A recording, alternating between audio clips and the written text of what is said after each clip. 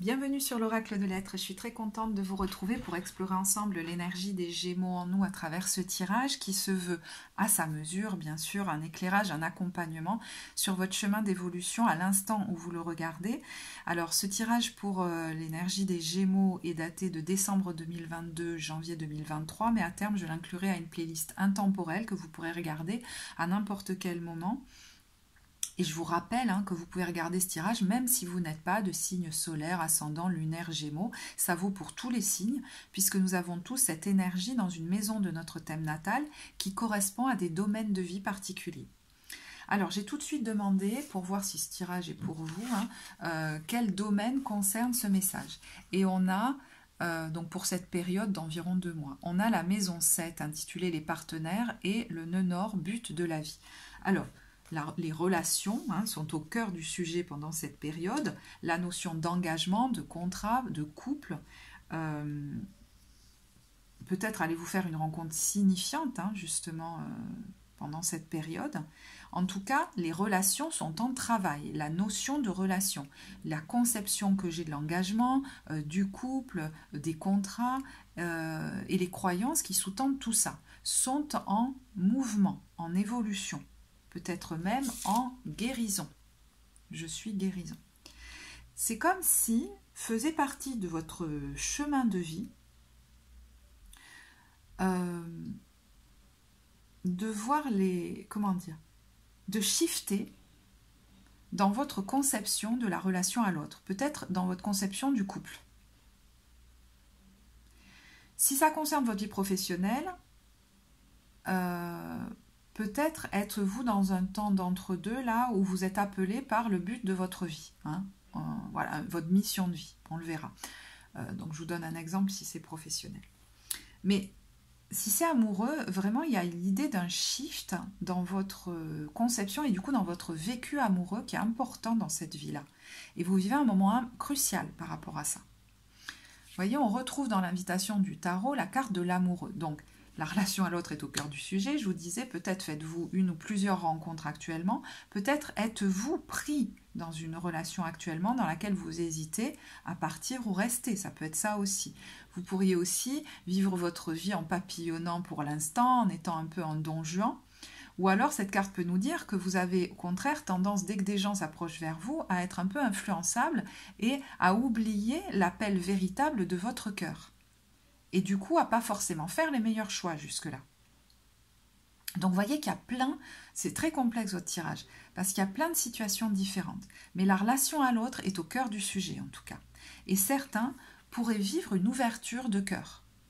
Là, je parle peut-être à quelqu'un qui est seul depuis longtemps, qui papillonne depuis longtemps, ou même qui est en relation, mais qui se rend compte que cette relation n'en est pas vraiment une, comme s'il n'y avait pas de réelle intimité. Et les larmes qui coulent ne sont pas que des larmes de tristesse, elles peuvent être des larmes presque de soulagement, de prendre conscience de ça et de se dire « mais c'est autre chose que je veux pour moi aujourd'hui ». Et j'ai peut-être la force de lever la tête et de me relever dans cette situation et d'initier mon départ, de m'en extraire pour vivre autre chose. Parce que vous avez peut-être évolué et qu'aujourd'hui, c'est comme si vous vouliez vivre autre chose dans la relation amoureuse. Alors regardez où vous en êtes, peut-être que ça nécessite un travail personnel, ça pourrait être un très bon moment d'ailleurs pour aller voir les croyances qui sous-tendent le vécu dans vos relations. Vous pourriez rencontrer aussi quelqu'un qui fait fondre la glace et ça pourrait vous effrayer un peu. Vous pourriez vous rendre compte que vous avez souvent tendance à aller vers le passionnel qui devient vite conflictuel, mais que quand quelqu'un fait fondre la glace de votre armure, ça devient un peu plus finalement presque dangereux pour vous. Alors qu'au fond, ce serait presque ce lien-là qui serait le plus épanouissant. Et à partir de là, il serait intéressant de voir qu'est-ce qui a tendance à m'attirer vers le reste.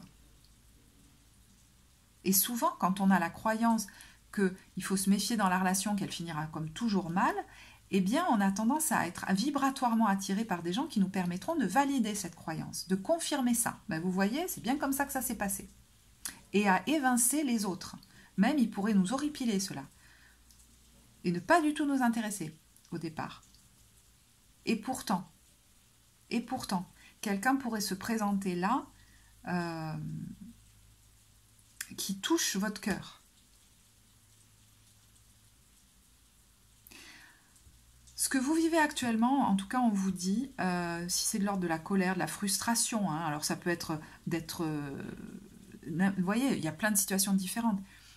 Et là, pour une bonne raison, pour que vous preniez conscience d'un déséquilibre, d'une façon de vivre les relations qui n'est pas forcément saine, où il y a, vous voyez, dans le donner et le recevoir, quelque chose de déséquilibré. Et d'ailleurs, vous pouvez basculer de tout l'un à tout l'autre par moment. Soit que vous donniez trop, soit plus du tout, soit que vous cherchiez à prendre avant de vous carapater, enfin voilà, je ne sais pas. Ou que ce soit l'autre qui le fasse, enfin... Et apparemment, ce que vous vivez aujourd'hui est crucial. Et vous ne le voyez pas forcément, parce que des fois, c'est des bénédictions cachées. Hein, on n'aurait pas forcément envie de vivre ça. Et pourtant, ça va être important. Vous voyez, important de voir, tiens, vers qui j'ai tendance à être attirée. Important de voir que c'est à moi aujourd'hui à faire le premier pas pour sortir d'une situation dont je ne veux plus. Et comprendre que l'amour, ça n'est pas ça. Et si vous avez besoin d'être aidé pour aller dissiper ces malentendus qui sont là en vous depuis longtemps, c'est un bon moment pour le faire. Mais certains peuvent vous voyez, des fois la vie peut nous repasser le plat rapidement pour qu'on comprenne qu'on a évolué et qu'on n'a plus envie d'aller vers des vibrations qui entérinent sans cesse le conflit, le passionnel, le drama et tout ça. Peut-être que vous pourriez avoir une vigilance à dire « Ah, là, j'ai mis un pied, mais je le retire parce que je sais vers où ça va m'amener et j'ai plus envie d'y aller. » Et peut-être qu'aujourd'hui, je sais que l'amour, ça peut être autre chose. Donc, voyez, vous en êtes dans le processus. C'est quelque chose, effectivement, qu'on peut aussi aller explorer en consultation thérapeutique ou même en guidance d'évolution personnelle. J'irai pas plus loin dans le détail parce qu'après, ça, voilà, on peut se perdre à donner trop d'exemples. J'espère d'ailleurs que je ne vous ai pas encore perdu. Alors, je pense que première partie de période, il y a quelqu'un là qui, vous voyez, alors peut-être qu'il y a conflit dans la relation, chacun est dans son coin et les choses stagnent. Et vous voudriez peut-être vous en aller, mais on voit qu'on préfère rester là où on connaît, même si on dépérit. Pour quelqu'un d'autre, ça peut être oh, il y a quelqu'un qui s'approche, j'ai envie d'y aller, ça commence à faire fondre la glace, mais hop, ça me fait très peur et je préfère saboter le truc et mettre à distance la personne. Et je préfère même peut-être rester seule ou seule parce que comme ça, je suis mieux. Même si au fond, bref, cet arbre, il n'est pas très en forme, hein, il dépérit un peu. Deuxième partie de période. Alors, là, je pense que vous pourriez vous rendre compte, en fait, hein, de ce que je vous disais là. Que peut-être vous êtes dans une relation plus passionnelle qu'amoureuse et que il y a des larmes qui vont être salutaires et peut-être un départ salutaire.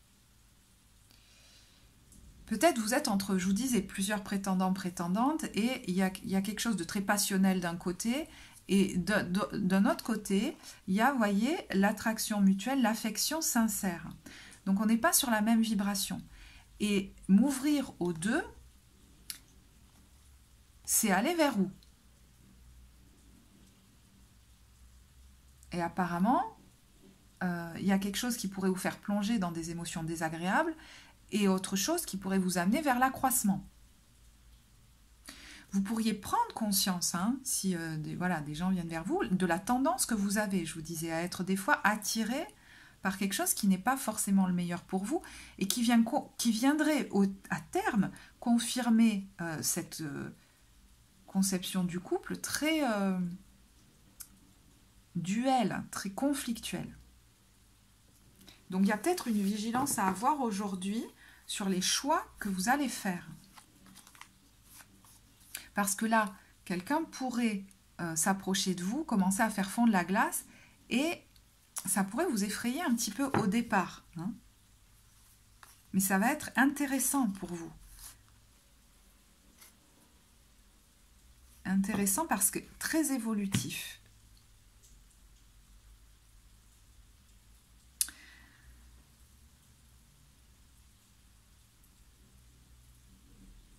Alors, pour les cartes du Dixit, je pense qu'elles mettent en évidence un schéma que vous avez tendance à revivre régulièrement et que peut-être vous allez voir en face pour pouvoir le désamorcer. Là, alors, encore une fois, là, je ne sais pas si ça concerne un partenariat professionnel, un contrat ou une relation amoureuse. Et peut-être que ça peut concerner les deux. Alors, y aurait-il une tendance à vouloir ménager la chèvre et le chou et même à se dire que même si je suis différent de l'autre, il faut que je lisse mes différences pour que ça fonctionne bien. Et en fait, vous pourriez vous travestir un petit peu dès le départ, mais ce n'est pas forcément positif parce que vous pourriez nourrir ensuite des frustrations, des rancœurs, en vous disant face à cette personne qui peut-être vous impressionne, mais je ne peux rien dire. Voire même rêver à fuir, rêver à une autre vie, rêver à quelqu'un d'autre, et préparer même une espèce de fuite en secret. Alors, soit que vous la mettiez ensuite en œuvre, soit que vous rêviez sans cesse, sans bouger, d'un ailleurs, de vous envoler. Et peut-être même par moments, vous pourriez exploser de colère, et puis décharger vos émotions, puis vous excuser ou être apaisé par l'autre qui vous raconte de jolies choses et recommencer le même cinéma où finalement je reporte de nouveau le fardeau. Et ça, c'est comme si c'est juste plus possible de continuer à faire comme ça, si ce schéma vous parle. Et ce que vous vivez aujourd'hui, je pense que c'est pour vous permettre d'en terminer avec ça. Voilà. Alors, pour d'autres, je mettrai d'autres nuances. Vous pourriez... voyez, rapidement voir la relation comme une relation de pouvoir, où soit c'est moi qui commande, ou soit c'est l'autre. Et là, les énergies sont interchangeables. Vous pouvez être quelqu'un qui, rapidement dans la relation, devient très dictatorial, ou qui, justement, finit par se soumettre très vite, sans même s'en rendre compte. Et en fait, quelque chose d'important, me semble-t-il, c'est ces deux cartes. C'est-à-dire que ce qui est peut-être en train d'évoluer ou ce qu'on vous invite à voir là, c'est que vouloir maintenir à tout prix l'harmonie dès le départ, c'est pas forcément le meilleur.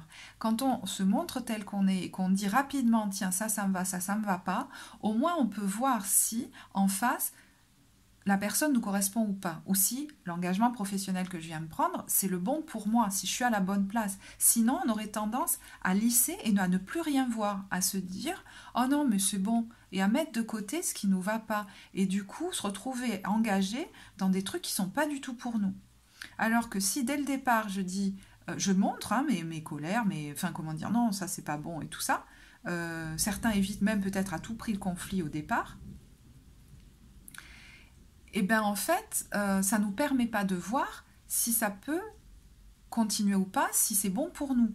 C'est-à-dire, par exemple, si je suis avec une personne qui vibre avec moi et c'est OK, ça ne veut pas dire que tout ira toujours bien. Ça veut dire sur les valeurs importantes qui sont en moi, qui me portent, sur ça, OK, on est d'accord ou on peut trouver un terrain d'entente. Et puis le reste, c'est annexe et chacun peut avoir ses goûts, ses avis et s'épanouir dans ses projets à lui ou à elle. Mais sur ça, c'est comme non négociable pour moi. Et les valeurs importantes pour vous, je pense que par moment, au départ, vous les mettez de côté. Et du coup, vous ne voyez pas si ça peut durer ou pas, si vous êtes au bon endroit ou pas. Et c'est important peut-être de faire le tri entre ce qui est non négociable pour moi, les valeurs importantes, et puis ce qui est OK. Ça ne nous dérange pas, on trouve des terrains d'entente, on arrive à fonctionner avec ça.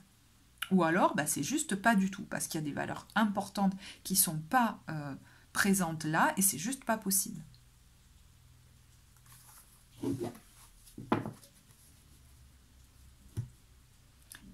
Et je ne sais pas comment ça se fait, mais vous êtes en train d'évoluer par rapport à ça.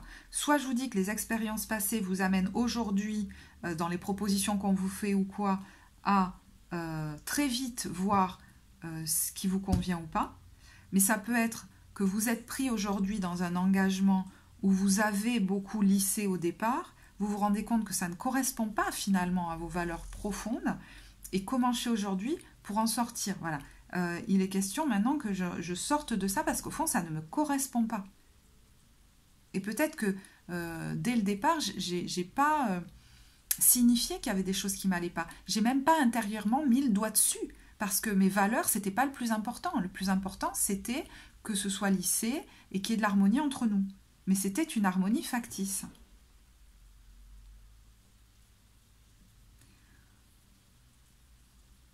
Il y a une croyance importante qui va évoluer ou qui est en train d'évoluer, je ne sais pas. Mais c'est une notion autour de la solitude et de l'autonomie. Être autonome, c'est pas forcément être seul. C'est comme si certains se disaient pour préserver mon bien-être, vaut mieux que je sois seul. Ou même dans la relation, finalement, on est tout seul. Et on peut être avec l'autre, et c'est peut-être ça qui est en train d'évoluer, hein, et ce vers quoi peut-être vous voulez vraiment aller. Être avec l'autre tout en étant en interdépendance, c'est-à-dire que chacun va pousser l'autre et aider l'autre à s'épanouir dans sa propre vie, puis par moments on va avoir des moments d'intimité entre nous, d'échange, de partage, des projets communs même, et on peut se soutenir par moments hein, dans nos difficultés, chacun de son, voilà, dans nos parcours personnels. Et puis à d'autres moments, on partage par exemple des projets communs. Vous voyez on peut tenir sur nos deux jambes, être autonome, s'épanouir dans sa vie tout en étant avec l'autre. Apparemment, c'est ce qui est en train d'être travaillé. Je ne sais pas comment. Et des fois, c'est en s'apercevant qu'effectivement on a fait le chemin et que ça y est, on est prêt, ou en s'apercevant que non, aujourd'hui on veut y croire à ça et ça colle pas avec ce qu'on vit. Parce que peut-être vous vous êtes mis dans une relation de dépendance, où vous vous êtes oublié dès le départ. Peut-être que l'autre personne, c'est des exemples, hein, n'avait aucun but dans la vie et du coup c'est comme scotché à vous et ça vous empêche d'avancer. Vous voyez, il y a un déséquilibre. Là, on n'est pas sur deux personnes qui vont s'aider mutuellement à s'épanouir comme deux fleurs, vous voyez. Donc c'est un moment important dans votre vie parce qu'il vous amène vers une nouvelle conception et un nouveau vécu du couple et d'une réelle intimité, interdépendance et un engagement basé sur des liens affectueux, oui, tendres. Hein, là, je vous parle de votre vie amoureuse. C'est vrai que c'est très orienté sentimental, donc transposer, hein, si c'est au niveau professionnel. Pour le pro, je vais vous donner un message qui, certes, ne va peut-être pas concerner tout le monde, mais pour ceux qui actuellement sont dans un engagement où ils hésitent à partir, peut-être qu'ils sont entre deux activités, etc., il est peut-être temps de prendre conscience que vous en souffrez beaucoup, peut-être même physiquement, hein, parce qu'on est là sur « je suis guérison » et on vous dit exprimez immédiatement vos ressentis négatifs et vous avez peut-être beaucoup gardé pour vous ce qui n'allait pas et vous vous êtes peut-être enfermé dans une situation qui ne vous correspond pas du tout. Et l'oracle de Roumier vous dit quoi? Lève-toi. Là, on a quelqu'un qui se sent comme écrasé et la vie veut que ce soit vous qui donniez l'impulsion de vous relever pour que vous ayez conscience que vous en avez les ressources en fait aujourd'hui. Mais ça, lève-toi, ça nous parle aussi de se sentir écrasé par des peurs, tout simplement, et de relever la tête. Hein.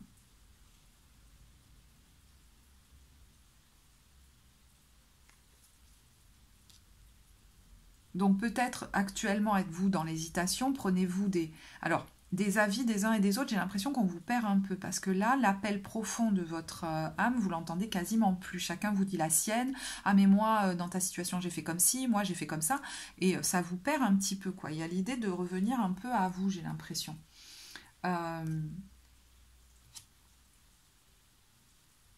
Parce qu'il y a quelque chose, je pense, de l'ordre d'une mission de vie qui vous appelle fortement. Hein.